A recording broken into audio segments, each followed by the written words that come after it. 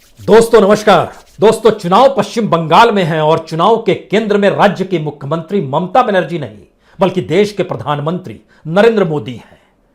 यह कमाल की परिस्थितियां हैं जिसमें वोटरों के जहन में धीरे धीरे यह बात धरती चली जाए कि राज्य की मुख्यमंत्री ममता बनर्जी को जिताना है या हराना है। इससे हटकर देश के प्रधानमंत्री नरेंद्र मोदी को जिताना है या हराना है, इस पर चर्चा पश्चिम बंगाल के चुनाव में शुरू हो जाए। यानी लोकतंत्र में वोट देने की परिस्थितियों के पीछे जो टेक्नोलॉजी है, जो एनालिसिस है, जो रिसर्च है और जो पूरा माइंड गेम है, वो धीरे धीरे पश्चिम बंगाल के चुनाव के केंद्र में और किसी को नहीं बल्कि देश के प्रधानमंत्री नरेंद्र मोदी को लाकर खड़ा कर चुका है। और इन परिस्थितियों को बल तब और ज्यादा मिला जब आज एक टेप लीक हुआ। यह टेप रणनीतिकार ममता बनर्जी के रणनीतिकार, टीएमसी के रणनीतिकार प्रशांत किशोर का था। प्रशांत किशोर चंद पत्रकारों से बातचीत करते हुए जिन बातों की दिशा में अपनी बातों को रखना चाहते थे, उसके केंद्र में ममता बनर्जी नहीं थी बल्कि देश के प्रधानमंत्री नरेंद्र मोदी ही थे।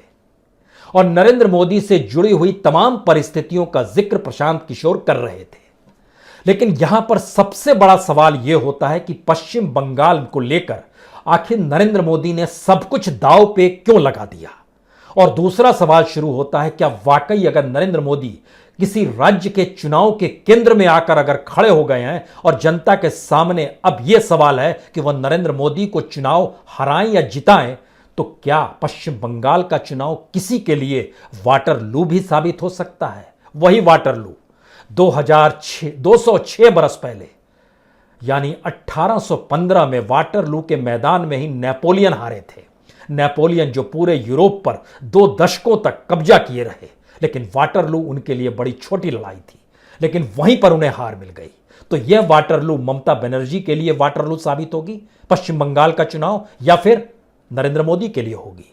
हम इसी सवाल से इस चौथे चरण के चुनाव के मद्देनजर बहुत सारे सवालों को खड़ा करते हैं, क्योंकि 44 सीटों पर वोटिंग के बाद अब 135 सीटों पर वोटिंग हो चली है। आने वाले वक्त में 4 चरणों के चुनाव और बचे हुए हैं। इनमें 159 सीटों पर वोटिंग होनी है। लेकिन ध्यान दीजिए और कुछ अतीत के पन्नों को टटोलिएगा अगर, तो नरेंद्र मोदी पहली बार नहीं है कि पश्चिम बंगाल के चुनाव के केंद्र में आकर खड़े हो गए और उसके जरिए बीजेपी को वोट मिल गई, उनके उम्मीदवार जीत गए। 2016 के विधानसभा चुनाव में बीजेपी कहीं नहीं थी, ममता बनर्जी हर जगह थी और ममता बनर्जी को लगभग 46% वोट मिले थे 2016 में। और 2019 के चुनाव में इसमें सिर्फ 2% वोट कम हुए थे, लगभग 44.7% 2019 के लोकसभा चुनाव में। लेकिन 2016 में बीजेपी को सिर्फ 9% वोट मिले थे, लेकिन 2019 के लोकसभा चुनाव में जब केंद्र में नरेंद्र मोदी थे तो वोट मिले थे बीजेपी को 40.9%, यानी लगभग 41%। लगभग 30-31% वोटों का इजाफा नरेंद्र मोदी के नाम पर लोकसभा चुनाव में। तो क्या इसीलिए बीजेपी ने एक पूरी रणनीति बनाई जिसमें चुनाव के मैदान में दूसरा कोई चेहरा कतई मायने ना रहे, क्योंकि बीजेपी को पता है कि दरअसल पश्चिम बंगाल में उसके पास कैडर नहीं है, नेता नहीं है, कोई चेहरा नहीं है। और तो और जो टीएमसी और सीपीएम या कांग्रेस से निकले हुए चंद लोग हैं वह साथ में आकर खड़े हो गए और जिले दर जिले या पंचायतों के लेवल पर भी बीजेपी ने अपने ऑर्गेनाइजेशन को मजबूत करना सीख लिया। सवाल यह है कि उसके आगे की परिस्थिति पहली बार ममता बनर्जी के रणनीतिकार, जो 2014 में नरेंद्र मोदी के रणनीतिकार थे, प्रशांत किशोर, 2014 के चुनाव में वह नरेंद्र मोदी के साथ खड़े थे, रणनीति बना रहे थे।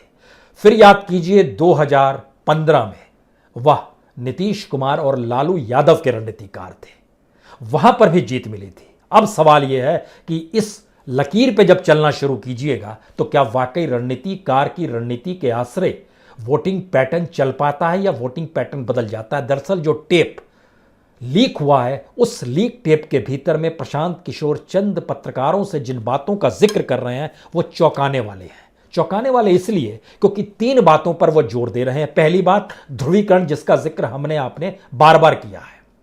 दूसरी स्थिति दलित वोट जो 27% है पश्चिम बंगाल के भीतर में, वह बीजेपी के साथ जा रहा है। और तीसरी स्थिति एंटी इनकम्बेंसी नरेंद्र मोदी को लेकर नहीं है, जो बीते 7 वर्ष में इस देश की अर्थव्यवस्था को लेकर, देश की बेरोजगारी को लेकर या आत्मनिर्भरता के नाम पर इस देश को बेचने की परिस्थितियां जो भी नरेंद्र मोदी की सत्ता ने इस देश में पैदा की, वो एंटी इनकम्बेंसी नरेंद्र मोदी को लेकर पश्चिम बंगाल के चुनाव में है ही नहीं, वो ममता बनर्जी को लेकर। इसका जिक्र प्रशांत किशोर। अगर वोट है तो मोदी के नाम पर वोट है, वोट है तो हिंदू होने के नाम पर वोट है। पोलराइजेशन, मोदी, हिंदी भाषी, एससी, ये फैक्टर है। शुभेंदु चले गए कि प्रशांत किशोर चले आए, उसका कोई वो मुद्दा नहीं है, वो मुद्दा है ही नहीं। मोदी यहाँ पॉपुलर है, हिंदी भाषियों की 1 करोड़ से ज्यादा वोट है, दलित यहाँ पर 27% है, और वो पूरी तरह से बीजेपी के साथ खड़ा है। प्लस पोलराइजेशन तो है ही है। Which way is the Mathua community going, Prashant? Mathua will be predominantly voting for BJP, not as unitedly as they did in Lok Sabha, लेकिन मुझे लगता है अभी भी मथुआ will 75 बीजेपी 25 तृणमूल। हम लोग एक सर्वे करते हैं कि आप वोट किसको दीजिएगा और सरकार किसकी बन रही है, तो सरकार किसकी बन रही है उसमें प्रीडोमिनेंटली बीजेपी ही आता है। हम लोग के भी सर्वे में उसको हम लोगों ने खंगाल कर देखा भी ऐसा क्यों आ रहा है। ऐसा इसलिए आ रहा है कि जो बीजेपी को वोट कर रहा है वो तो कह ही रहा है कि बीजेपी की सरकार बन रही है। जो लेफ्ट को वोट करने वाले 10 से 15% लोग हैं, उसमें करीब 2/3 लोगों का ऐसा मानना है कि बीजेपी की सरकार बन रही है। तो वो मेजॉरिटी जो है वो आपको हमेशा सुनाई देगा, हमेशा कि बीजेपी की सरकार बन रही है। लेफ्ट का जो आदमी है वो सोचता है कि भैया कुछ भी हो, बीजेपी आ जाएगी तो हमारी दुकान खुल जाएगी, कम से कम अभी ममता को तो हारना चाहिए। क्योंकि जहां एक चीज आप देखें कि बंगाल में मोदी पहले तो एक बात है कि मोदी का एक कल्ट है जो कि बन गया है पूरे देश में, जो कि द डिग्री कुड वेरी, लेकिन 10%, 15%, 20%, 25% ऐसे लोग हैं जिसको मोदी में भगवान दिखता है। चाहे यहीं से असल बात शुरू होती है। अगर एंटी इनकम्बेंसी नरेंद्र मोदी की तमाम आर्थिक परिस्थितियों को लेकर, सामाजिक परिस्थितियों को लेकर नहीं है पश्चिम बंगाल के चुनाव में, और वह चुनाव के केंद्र में आकर खड़े हो गए हैं, जहां पर उनके साथ मुस्लिम नहीं है लेकिन दलित हैं, क्योंकि दलितों के होने की परिस्थितियों का जिक्र प्रशांत किशोर भी टेप में कर रहे हैं। यहीं से सवाल होता है कि आज जिन 44 सीटों पर वोटिंग हुई है उसमें ध्यान दीजिए। हुगली में शेड्यूल कास्ट की तादाद लगभग 42-43% है। हावड़ा में सबसे कम है और यह है तकरीबन 22.5%। दक्षिण 24 परगना में लगभग 35%, जलपाईगुड़ी में लगभग 42-43% और कूच बिहार में 62%। यानी ध्यान दीजिए तो इसके ठीक समानांतर अल्पसंख्यक समुदाय कहिए या मुस्लिमों को कहिए तो यह सिर्फ दक्षिण 24 परगना में ही 35% है। लेकिन इसके दूसरी परिस्थिति में जब आप जाइएगा, 2019 के लोकसभा चुनाव में 31% वोट सिर्फ 3 बरस के भीतर, यानी विधानसभा से लोकसभा के भीतर आते आते अगर बीजेपी के बढ़ गए और उसके केंद्र में नरेंद्र मोदी थे, तो क्या वाकई यह स्ट्रेटजी बीजेपी की सफल हो गई, जहां पर नरेंद्र मोदी को केंद्र में लाकर खड़ा कर दिया गया। आज हिंसा भी हुई, 4 लोग मारे भी गए। केंद्रीय सुरक्षा बल को लेकर कटघरे में ममता बनर्जी ने खड़ा भी किया, हालांकि उन्होंने इनकार किया कि हमारी गोली से 4 लोग मरे हैं। चुनाव आयोग ने रिपोर्ट भी मांगी है। यह सब चीजें मैटर नहीं करती है। मैटर यह करता है कि कल ममता बनर्जी वहां पर मार्च करेंगे कूच बिहार के इलाके में, जिस इलाके में 4 लोगों की मौत हुई है, और आने वाले वक्त में 159 सीटों पर वोटिंग बची हुई है। तो क्या ममता बनर्जी के तेवर आखिरी वक्त तक संघर्ष करने की परिस्थितियों में खुद को केंद्र में लाकर खड़ा कर पाएंगी? क्योंकि अब पश्चिम बंगाल का चुनाव सबसे बड़ा इस मायने में हो चला है कि ममता बनर्जी चुनाव के केंद्र में है या नरेंद्र मोदी है, क्योंकि हर वोटिंग के दिन 2 रैलियां प्रधानमंत्री मोदी कर रहे हैं। उसको सोशल मीडिया से लेकर नेशनल मीडिया और तमाम मेन स्ट्रीम पे लगातार दिखाया जाता है। वहां की भीड़, वहां का असर, वहां के शब्द दिखाए जाते हैं। लेकिन इसके समानांतर एक दूसरा सवाल है। नरेंद्र मोदी जिस भाषा का प्रयोग करते हैं वो हिंदी है। उस हिंदी को ग्रामीण बंगाल में समझने वाले लोगों की तादाद बहुत कम है। शहरी तौर पे तो आप प्रभावित लोगों को कर सकते हैं, लेकिन ग्रामीण क्षेत्रों में प्रभावित नहीं कर सकते हैं। और यही ममता बनर्जी की सबसे बड़ी ताकत है कि ग्रामीण इलाके में ममता बनर्जी का जो संवाद है वो सीधे सीधे संवाद है। अब यहां पर सवाल होता है कि क्या वाकई प्रशांत किशोर ने एक शब्द का जो इस्तेमाल किया कि पश्चिम बंगाल के लिए नरेंद्र मोदी एक कल्ट फिगर है, भगवान नहीं लेकिन भगवान से कम भी नहीं, अगर इन शब्दों का इस्तेमाल प्रशांत किशोर जो कि ममता बनर्जी का रणनीतिकार हैं वो अगर कह रहे हैं, तो इसका मतलब है क्या ग्रामीण बंगाल के भीतर भी नरेंद्र मोदी की पहुंच और उनके जरिए लोगों को चकाचौंध होने की परिस्थितियां आ चुकी है। लेकिन फिर हमें लगता है कि एक परिस्थिति ममता बनर्जी के साथ और खड़ा कीजिए। इमरजेंसी के बाद 1977 में जब चुनाव हो रहे थे तो जनता पार्टी के किसी चेहरे को लेकर किसी की रुचि नहीं होती थी। जहां भी चुनावी रैलियां होती थी उतनी भीड़ नहीं होती थी, लेकिन इंदिरा गांधी के रैलियों में बड़ी भीड़ होती थी। और उस भीड़ को देखकर इंदिरा गांधी ने एक वक्त कहा था, दरअसल ये मुझे जिताने नहीं आ रहे हैं, ये देखने आ रहे हैं कि यह कौन शख्स है जिसने इस देश में इमरजेंसी थोपी। और इंदिरा गांधी अपने तौर पर मानकर चल रही थी शायद उनकी हार हो चली है।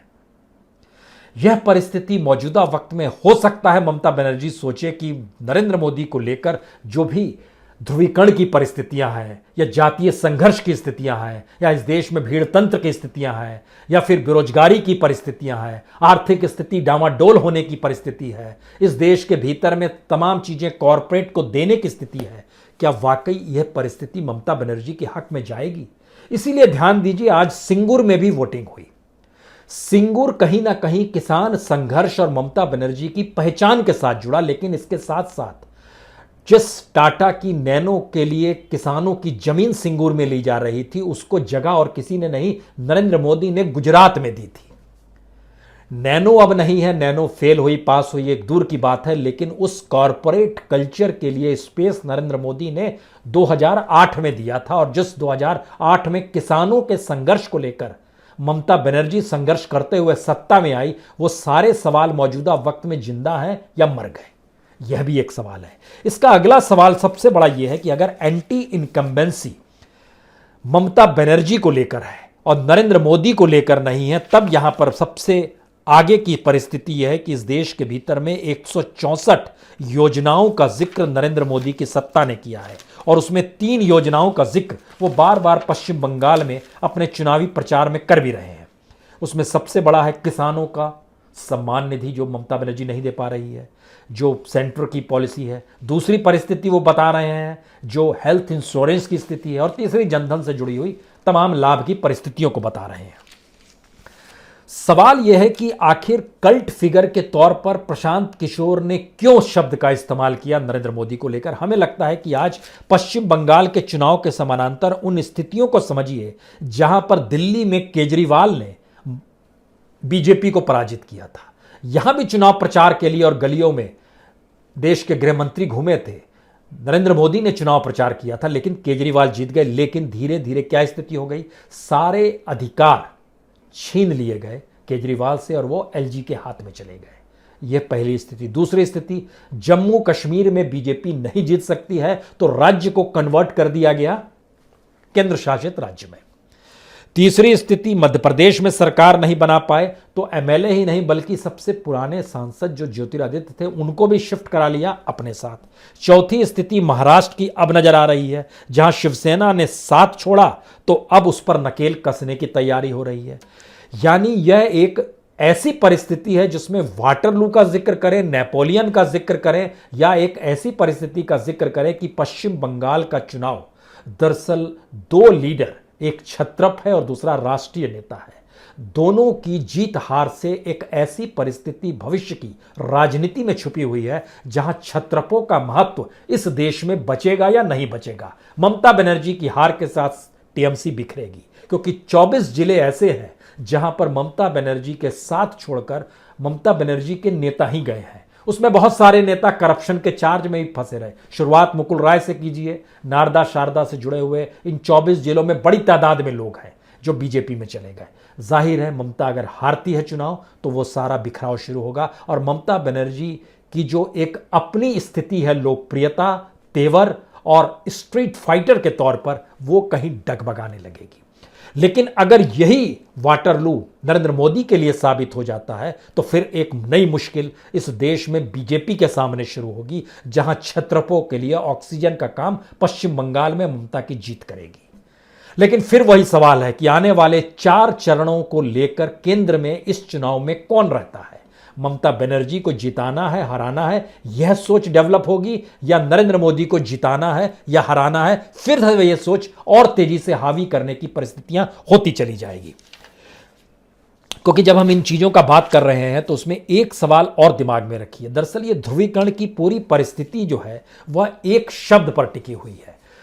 पश्चिम बंगाल के चुनाव में 30% मुस्लिमों की मौजूदगी जिस पॉलिटिकल पार्टी के साथ रही, सत्ता उसकी हो गई। इसी में बत्ती या कहें आग लगाने की कोशिश बीजेपी और नरेंद्र मोदी ने यह कहकर की कि तो क्या बाकी 70% हिंदुओं की हैसियत कुछ भी नहीं है, तो क्यों नहीं ये सारे साथ हो जाते हैं। और रिसर्च और एनालिसिस बताती है इस 70% में से अगर 60% हिंदू बीजेपी के साथ खड़ा हो जाएगा तो बीजेपी चुनाव जीत जाएगी। यानी ये 30% मुस्लिम अगर एकमुश्त टीएमसी के साथ भी चला जाए तो भी बीजेपी जीत जाएगी, अगर 60% ध्रुवीकरण हिंदुओं के वोट में अगर हो जाए।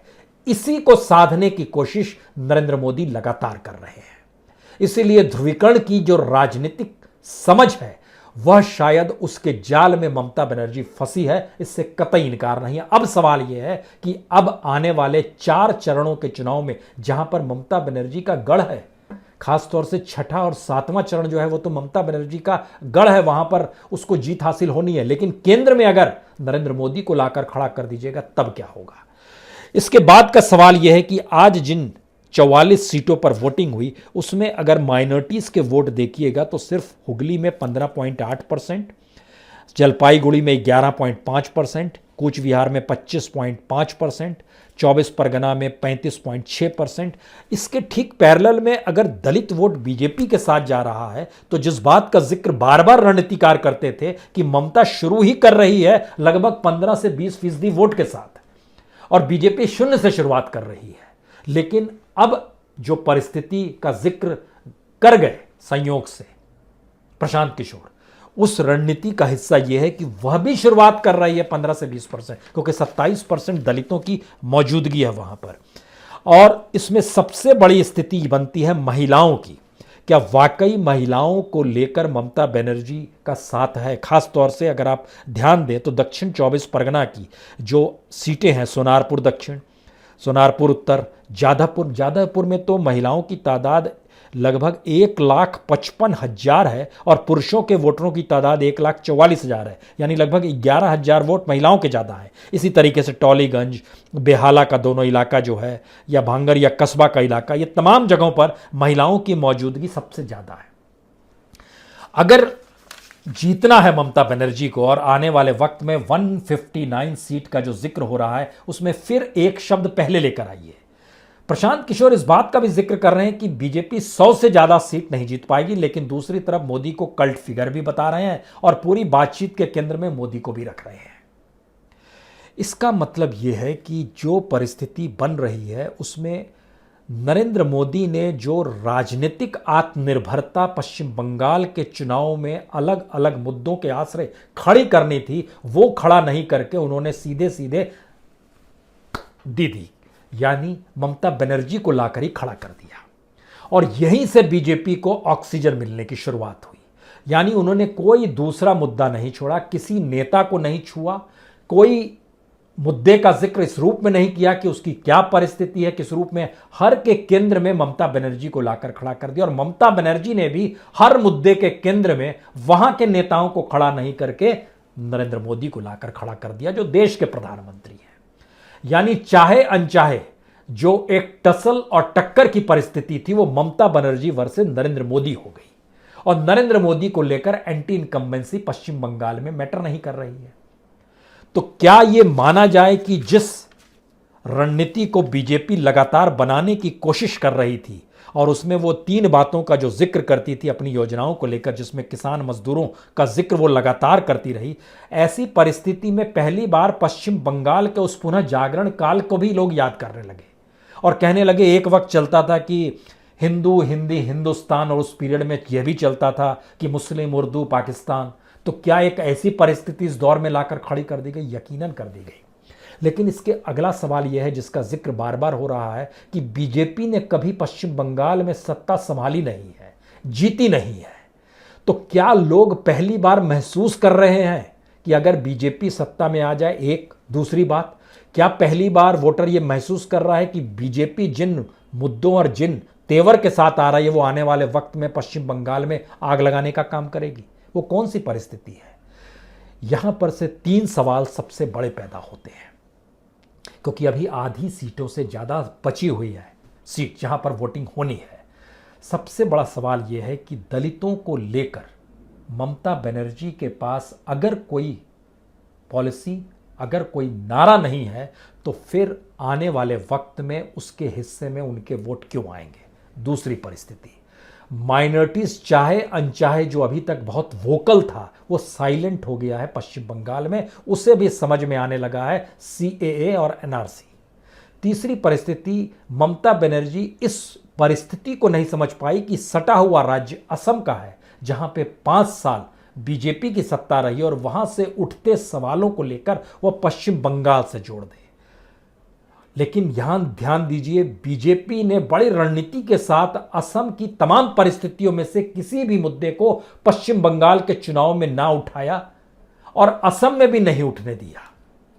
यानी एक साइलेंट परिस्थिति के साथ बीजेपी उस खेल को खेलती रही। लेकिन फिर यहीं पर सबसे बड़ा और आखिरी सवाल है, इन तमाम परिस्थितियों के बावजूद भी अगर इस देश के भीतर में पश्चिम बंगाल एक ऐसी प्रयोगशाला बीजेपी या RSS के लिए हो चला है, जहां पर यह महसूस पश्चिम बंगाल के वह लोग करने लगे जो सदियों से और पीढ़ियों से हिंदू मुस्लिम एकता के साथ खड़े हुए नजर आ रहे हों, तो फिर यह भारत को बदलने की एक नई परिस्थिति है। और दूसरी बात, अगर यह महसूस होने लगा है कि हिंदू की सत्ता पश्चिम बंगाल में कभी नहीं रही, तो फिर यह भी परिस्थिति शायद भारत के लिए एक नई परिस्थिति और नाजुक परिस्थिति की दिशा में ले जा रही है।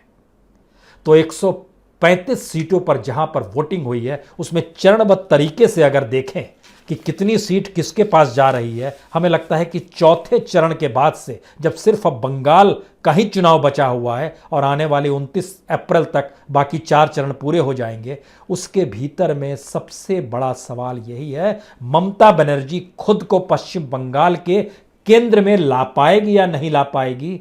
और लाख टके का सवाल तो यही है, जो प्रशांत किशोर ने बातचीत की उस टेप को लीक किसने किया?